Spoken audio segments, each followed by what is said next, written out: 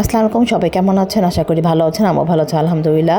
আজকে আপনাদের সাথে মেরা পিঠা কীভাবে বানাই সেটাই শেয়ার করব। প্রথমে গুঁড়াগুলো মিল থেকে ভাঙায় নিয়ে সেপা চালন দিয়ে চালা নিলাম, তারপরে গরম একটু হালকা গরম করে নিছি, গরম করে ভেজে নিতে হবে চালের গুঁড়াগুলো। তারপরে এটা একটা বানাবো গুড়ের, আর একটা বানাবো হচ্ছে সাদা। গুড়েরটা বানানোর জন্য এর ভিতরে গুড় আর নারকেল আর একটু লবণ দিয়ে গরম পানিটা গরম করে নিচ্ছি। সেই গরম পানির ভিতরে আস্তে আস্তে গুঁড়াগুলো দিয়ে নিচ্ছি। গুঁড়াগুলো দেওয়ার পরে তারপরে একটা বড় প্লেটে গুঁড়াগুলো আর কি আমি ছড়াই নিব ঠান্ডা হওয়ার জন্য।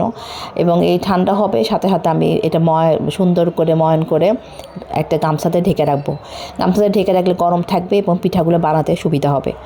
এই সেমভাবেই আমি হচ্ছে সাদা অংশটাও বানাবো। সাদা অংশটাও গরম পানি দিয়েছি। গরম পানি দেওয়ার পরে এই যে এভাবে আর কি গরম পানির ভিতর চালের গুঁড়াটা প্লেটের ভিতর ঢেলে নিয়েছি, তাহলে কাজ করতে সুবিধা হয়। আপনার ইচ্ছা করলে পাতিলেও করতে পারেন। এভাবে আস্তে আস্তে করে এর ভিতর লবণ অবশ্যই দিয়ে নেবেন, ময়ন করে নিব। তারপর আপনারা নিজস্ব ডিজাইন, মানে মেরা পিঠা ডিজাইন সেটা নিজস্ব ব্যাপার, যে যেমন ডিজাইন পারেন তেমন করে ডিজাইন করে নেবেন। ডিজাইন করে তারপরে আমি এটা হচ্ছে গরম পানি চুলায় দিয়ে রাখছি। গরম পানি যখন ভাপ উঠবে, অনেক বলক উঠবে, তারপরে একটা ফুটা ফুটা পাতিল আসছে আমার শাশুড়ির, সেই পাতিলের ভিতরে সেদ্ধ করতে দিব।